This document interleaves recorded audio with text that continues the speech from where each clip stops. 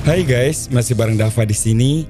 Nah, kali ini ada cerita nyata tentang 3 orang yang dipenjara selama 12 tahun. Wah, gila banget pokoknya guys, sadis parah ini.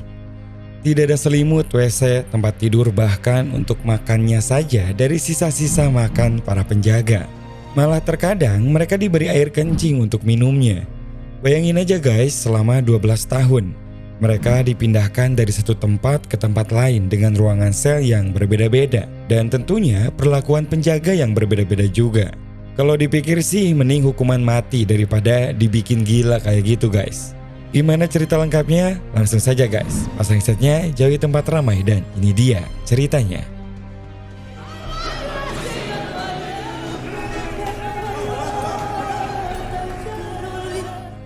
Puluhan tahun Uruguay menganut sistem demokrasi, namun pada tahun 1973 sistem tersebut runtuh dan berubah menjadi sistem kediktatoran. Saat itu guys, pemerintahan baru menangkap dan melenyapkan seluruh gerakan revolusi yang menentang.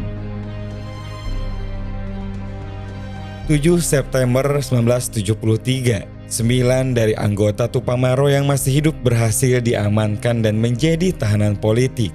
3 orang diantaranya adalah Jos Mujica, Mauricio Rosecop, dan juga Eleuterio Fernandez. Mereka bertiga kemudian dikeluarkan dari dalam sel dengan mata tertutup dan tangan terikat untuk dibawa ke tempat penahanan yang baru. Mereka bertiga ini sengaja dipisahkan karena dianggap paling berbahaya dan punya peran penting dalam pemberontakan. Sesampainya di tempat yang dituju, mereka dimasukkan ke dalam sel yang berbeda dan langsung disiksa dengan cara kepalanya dibungkus dengan kain yang sudah dilumuri bensin. Keesokan harinya, para tentara kembali mendatangi ketiganya untuk membuka ikatan tangan dan penutup kepala. Mereka pun melakukannya dengan kasar dan menyuruh para tahanan untuk menghadap tembok terlebih dulu. Tetapi hal tersebut tak membuat mereka senang karena beberapa saat kemudian datang surat perintah yang melarang mereka untuk berkomunikasi dengan keluarga dan para penjaga tahanan. Tak sampai di situ saja, jendela sel mereka mendadak ditutup menggunakan plat besi yang hanya diberi beberapa lubang kecil sebagai ventilasi. Setelah itu guys, mereka bertiga tak pernah lagi melihat cahaya matahari ataupun sekedar menghirup udara segar. Mereka harus bertahan di dalam gelap dan dinginnya sel hanya dengan pakaian yang saat itu mereka gunakan. Waktu tak terasa setahun telah berlalu dan tanpa alasan yang jelas mereka pun kembali dibawa untuk dipindahkan ke penjara lain dengan keadaan mata tertutup dan tangan terikat. Di tempat tujuan ini, keadaan mereka tampak semakin rapuh.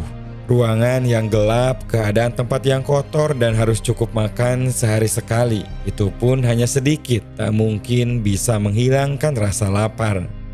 Beberapa hari kemudian, satu persatu dari mereka didatangi Jenderal Sargento untuk mengabarkan bahwa mereka bukanlah tahanan biasa. Mereka bertiga ditetapkan sebagai tahanan politik dan sesuai dengan hukum internasional, mereka takkan bisa dieksekusi mati. Namun ya, hal yang lebih mengerikan dari kematian adalah negara masih bisa menghukum dengan cara membuat mereka gila dan menganggap mereka lebih rendah daripada tahanan biasa. Suatu hari, Mauricio dibawa keluar untuk dimandikan menggunakan air dingin bertekanan tinggi. Setelah sekian lama tak mandi, tentu hal tersebut membuatnya berteriak karena terkejut dengan suhu air. Tetapi ia juga memanfaatkan momen tersebut untuk minum sebanyak-banyaknya. Setelah rambutnya yang gondrong dicukur, ia pun kemudian diperiksa dan dokter pun mengatakan bahwa ditembak mati lebih baik daripada disiksa seperti ini. Namun ya memang itu tujuannya untuk membuat gila. Setahun kemudian, tepat pada tahun 1975, ketiganya kembali dipindahkan menuju lokasi lain. Tetapi lokasi tersebut tidak seperti penjara pada umumnya, karena mereka ditempatkan di sebuah gedung berbentuk silinder yang telah lama terbengkalai. Gedung tersebut berada jauh dari peradaban manusia guys, dan hanya memiliki beberapa jendela sebagai ventilasi. Intinya, mereka lagi-lagi takkan bisa melihat sinar matahari secara langsung. Masing-masing dari ketiganya ditempatkan di ruangan yang berbeda. Ruangan Mauricio dan Eleuterio terletak bersebelahan dan hanya memiliki akses pintu lewat jeruji atas. Jeruji itu biasanya digunakan untuk memberikan minum atau makanan dan menyedihkannya guys, terkadang lewat jeruji itu juga para penjaga iseng membuang kotoran bahkan buang air kecil. Josh sendiri lebih menyedihkan. Ia terpisah dan diasingkan jauh dari penjaga. Ruangannya memang lebih besar daripada milik kedua teman-temannya. Namun kondisi seperti ini justru lebih buruk karena ia harus kuat sendiri menahan heningnya keadaan di sana. Semakin hari, Josh mulai menunjukkan gelagat aneh. Telinganya sering mendengar suara-suara gak jelas yang mengganggu kesadarannya. Saking kesepiannya, Josh bahkan sangat senang ketika ada seekor semut yang merayap di tubuhnya. Semut itu ia anggap sebagai teman, bahkan sampai berusaha mendengarkan suaranya. Ketika Mauricio dan Eleuterio sadar mereka bersebelahan, mereka berdua memanfaatkan hal tersebut dengan berkomunikasi menggunakan ketukan Morse. Dan hal itu bisa sedikit membuat mereka berdua senang karena bisa saling berkomunikasi. Mereka pun bisa menghibur satu sama lain, bahkan mengucapkan selamat Natal. Di saat yang bersamaan, ibunya Josh datang ke penjara untuk menjenguk. Berbekal informasi dari pengadilan, ia pun datang dengan harapan bisa melihat keadaan dan kondisi anaknya. Namun setelah dicek, penjaga mengabarkan bahwa anaknya tidak ada di penjara tersebut. Padahal jelas-jelas penjara itu saat pertama kali Josh dipindahkan dan harusnya ada informasi di sana. Di tengah guyuran hujan, ibunya pun hanya bisa pasrah kebingungan, tak tahu di mana dan kondisi anaknya saat ini. Sama seperti tahun-tahun sebelumnya, tepat di tahun 77 atau 1529 hari mereka ditahan, mereka bertiga kembali dibawa ke penjara lain dan kali ini Mauricio dan Eleuterio sayangnya tak bisa berkomunikasi dengan Morse lagi karena ya dinding yang membatasi terlalu tebal. Di dalam ruangan itu juga tidak ada apa-apa selain karung berisi pasir dan tikus-tikus yang bersarang. Selain tidak ada ventilasi, ternyata di ruangan itu juga mereka diberi batas dengan garis putih dan ditulis dilarang melintas. Hal ini tentunya semakin memperparah kesehatan mental mereka bertiga karena merasa semakin terisolasi. Makanan di gedung tahanan baru pun semakin tak layak karena piring mereka bahkan diisi puntung rokok para penjaga. Lagi-lagi dengan alasan bertahan hidup, ketiganya memilih untuk tak ambil pusing dan memakan apapun yang diberi. Nah, setelah beberapa bulan, Mauricio tak sengaja mendengar sipir yang berjaga sedang bercerita pada temannya tentang wanita yang ia sukai. Mauricio yang pintar merangkai kata pun menawarkan bantuan untuk menuliskan surat bagi wanita tersebut. Namun tawarannya dibalas dengan bentakan untuk tidak ikut campur. Padahal Mauricio jelas mengatakan kalau dirinya hanya ingin membantu agar si penjaga itu mendapatkan hati wanita incarannya. Beberapa hari kemudian, si penjaga mungkin berpikir kenapa nggak dicoba saja. Akhirnya ia pun mendatangi Mauricio untuk meminta bantuannya menuliskan surat. Mauricio hanya perlu mendikte kalimatnya dan sipir tersebut akan menulis suratnya sendiri. Dan beberapa hari kemudian, secara tidak disangka, ketua penjaga memerintahkan agar Mauricio dibawa ke ruangannya. Mauricio tentu saja beranggapan akan dihukum. Tapi ternyata guys, si Sersan meminta bantuan Mauricio menuliskan surat untuk wanita idamannya. Dan sebagai gantinya, Mauricio pun mendapatkan makanan yang lebih layak, sekaligus boleh membawa sisa kertas serta pulpen yang barusan digunakan. Beberapa hari setelahnya, surat itu pun berhasil membuat sang Sersan berkencan dengan wanita idamannya. Akhirnya, Mauricio pun kembali mendapatkan hadiah berupa siaran radio pertandingan sepak bola yang disetel dengan kencang hingga kedua temannya juga bisa menikmati.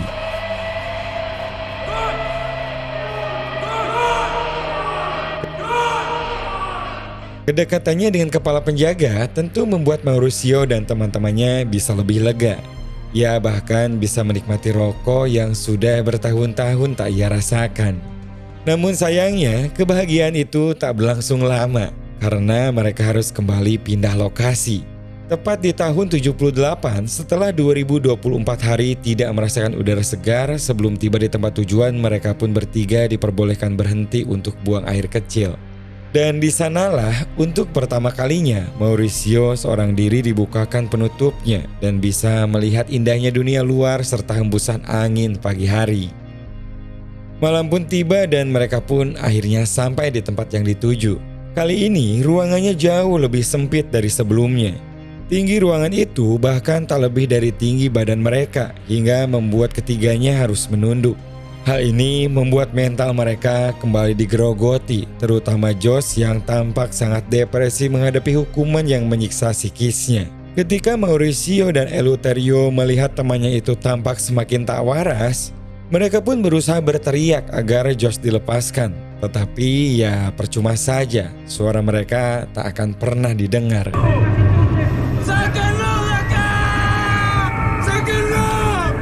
Ruangan yang sempit dan lembab semakin meningkatkan halusinasi Josh dan kedua temannya. Semuanya tampak depresi, apalagi dengan lampu yang terkadang padam yang membuat ruangan menjadi pengap.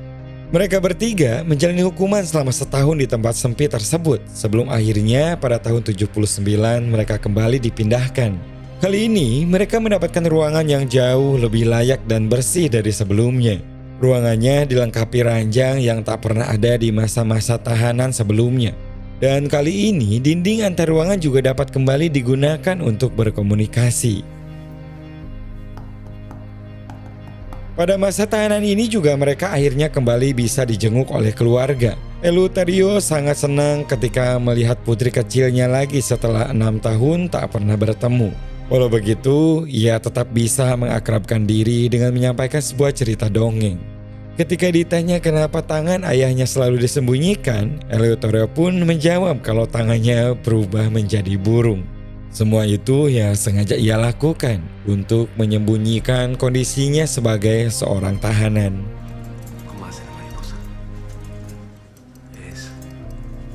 Setelah bertemu dengan keluarga, kebahagiaan mereka semakin lengkap karena fasilitas masing-masing di ruangan diperbaiki dengan baik.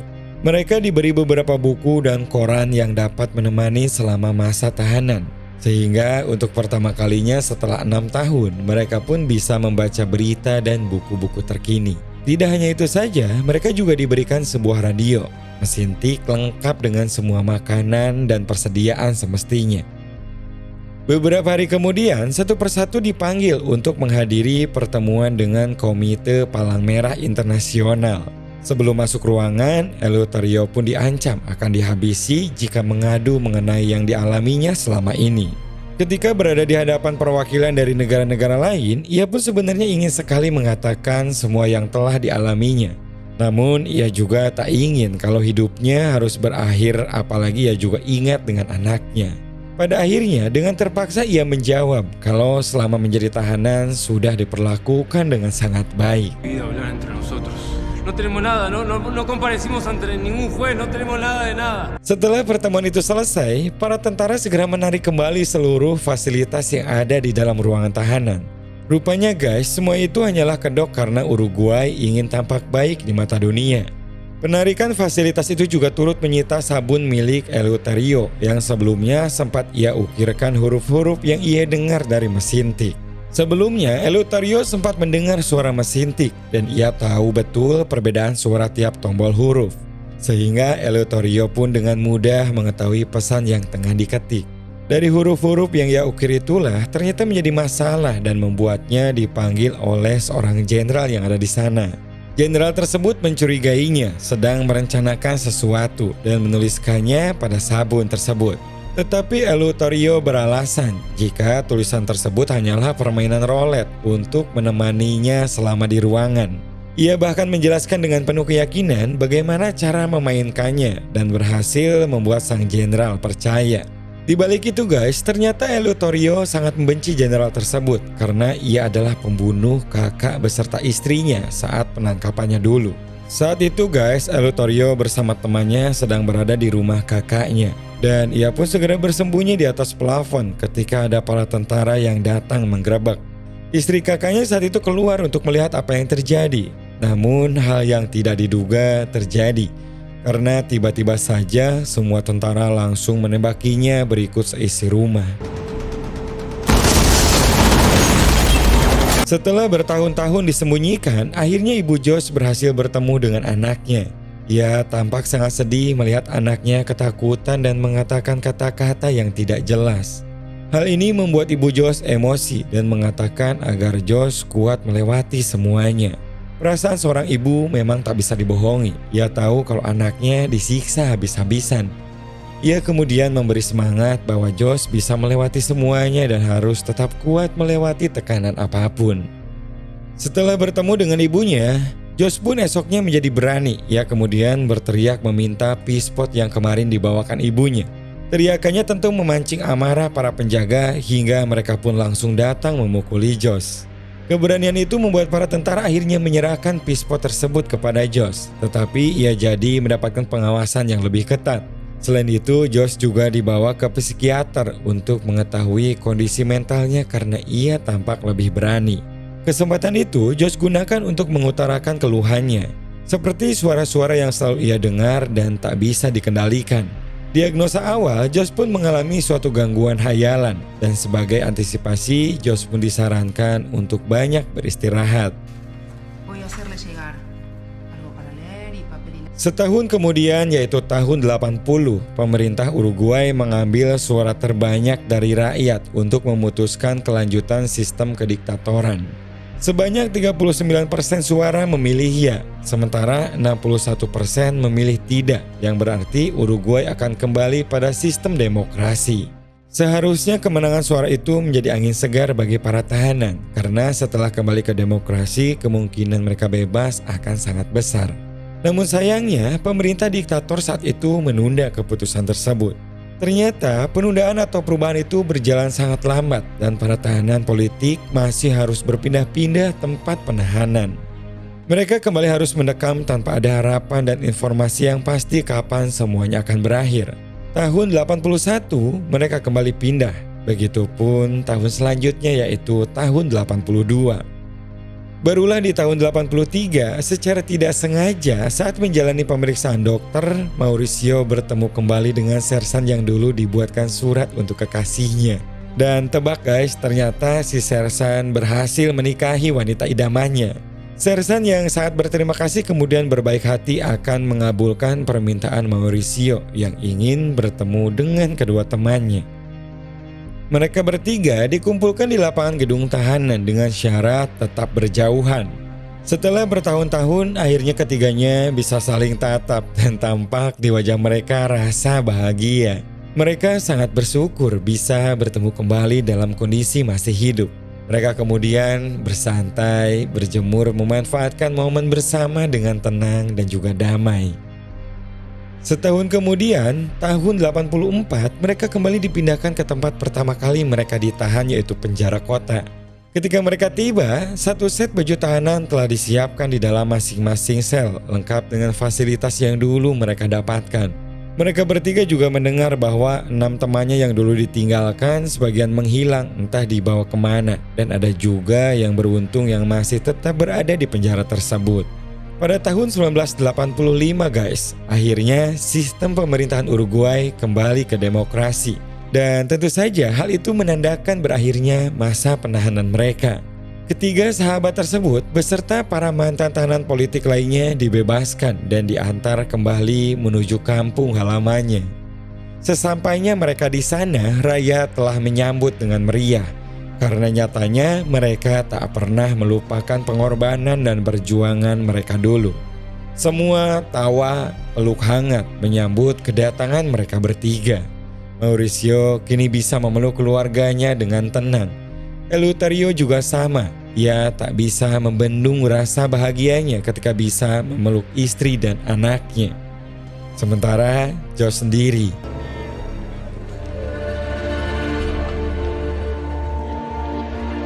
ia akhirnya bisa bertemu dan memeluk ibunya yang selama ini setia menunggu dan mendoakannya. Eleuterio setelahnya diangkat menjadi senator dan menteri pertahanan dan meninggal pada tanggal 5 Agustus tahun 2016 kemarin. Mauricio menjadi novelis dan direktur kebudayaan bagi kota Montevideo. Dan yang terakhir, Josh menjadi anggota Kongres. Dan pada tahun 2010, di usianya yang ke-75 tahun, dia dilantik jadi Presiden Uruguay yang ke-40 sampai tahun 2015 kemarin.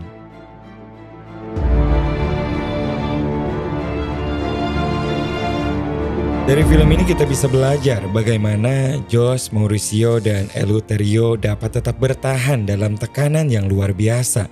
Mereka memilih untuk menunjukkan bahwa penyiksaan tersebut tak membuat mereka menyerah dengan hidup. Bagaikan kecoa yang tak mudah dilenyapkan guys, ketiga pria tersebut bertahan dan berhasil meraih kebebasan dalam keadaan masih hidup. Bahkan ya salah satunya menjadi presiden Uruguay yang terkenal di seluruh dunia. Ya semoga cerita kali ini bisa menghibur kalian guys. Terima kasih banyak dan sampai jumpa lagi di video 7 menit selanjutnya.